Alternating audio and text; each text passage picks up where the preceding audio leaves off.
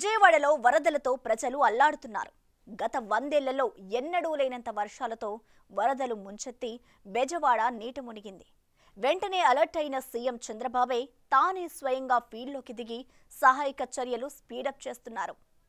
YCP పరంగా ఎటువంటి సహాయక చర్యలు చేపట్టిన మాజీ సీఎం జగన్ మాత్రం వరదలను పొలిటికల్ గా వాడుకోవాలని చూస్తూ జనంలో నవ్వులు పాలవుతున్నారు. సర్కార్ చేస్తున్న సాయంపై కూడా విమర్శలు చేస్తూ లేని క్రెడిట్ కోసం పాకులాడుతూ అందరికీ టార్గెట్ అవుతున్నారు.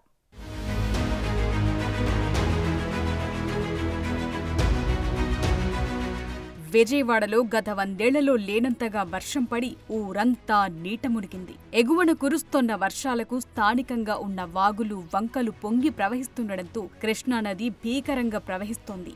రాజధాని అమరావతి ప్రాంతాన్ని, విజయవాడ నగరాన్ని వరద చుట్టుముట్టింది. సీఎం చంద్రబాబు నివాసంతో పాటు పలువురు మంత్రుల నివాసాలు, ప్రభుత్వ అధికారుల భవనాలు కూడా నీట మునిగాయి. ప్రభుత్వం యుద్ధ ప్రాతిపదికన చర్యలు చేపట్టింది. స్వయంగా సీఎం చంద్రబాబు విజయవాడలోని కలెక్టర్ కార్యాలయంలోనే బస చేసి సహాయ చర్యలను పర్యవేక్షిస్తున్నారు. స్వయంగా వరద ప్రభావిత ప్రాంతాల్లో పర్యటిస్తున్నారు.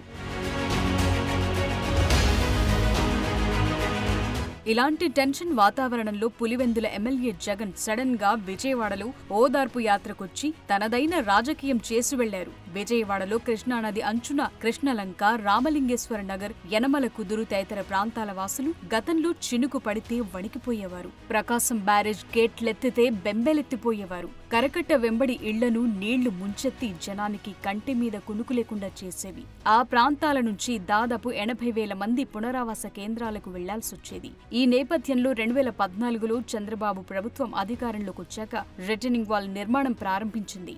దాదాపు పూర్తయిన ఆ వాల్ ని జగన్ సర్కార్ వచ్చాక ఇరిగేషన్ అధికారులు పూర్తి చేయించారు.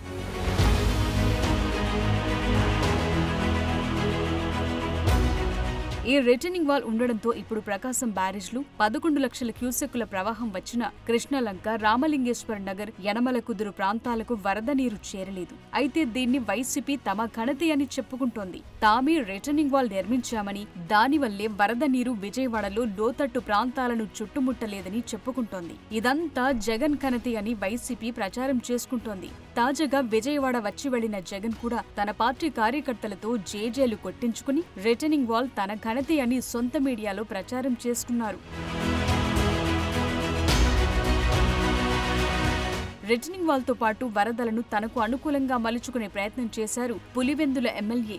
గడచిన 5 ఏళ్లలో ఏనాడు వరద ప్రాంతాలను సందర్శించని ఆయన నేరుగా విజయవాడలో బురద నీటిలోకి దిగి సొంత పార్టీ వారిని ఆశ్చర్యంలో ముంచెత్తారు. ఎప్పటి మాదిరిగానే వాలంటీర్ల వ్యవస్థ గురించి చెప్తూ చంద్రబాబు సర్కార్పై ధ్వజమెత్తి వెళ్లారు. వరద బాధితుల పరామర్శకు వచ్చిన ఆయన తనదైన స్టైల్లో నవ్వుతూ అందరికీ షేక్ హ్యాండ్లిస్తూ తనదైన మేనరిజంతో బుగ్గలు నిమురుతూ కాసేపు గడిపి లండన్ టూర్ కోసం హడావిడిగా వెళ్లిపోయారు. అటు పార్టీ పరంగా కానీ, ఇటు వ్యక్తిగతంగా కానీ వరద బాధితులకు సాయం ప్రకటించే టైం లేకుండా పోయిందాయనికి.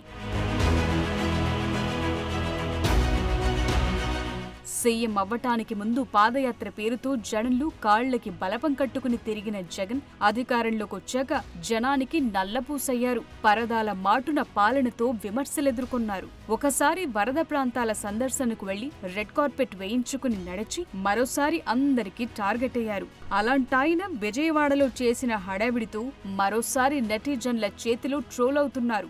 రిటర్నింగ్ వాల్ కట్టించిన ఘనత తమదేనని తన పార్టీ వారితో చెప్పించుకుంటుండడంపై బెజవాడ వాసులు మండిపడుతున్నారు. అది టీడీపీ హయాంలో కట్టారు కాబట్టి 2019లో కూడా విజయవాడ ఈస్ట్ నియోజకవర్గానికి చెందిన కృష్ణలంక వాసులు టీడీపీనే గెలిపించారని గుర్తు చేస్తున్నారు.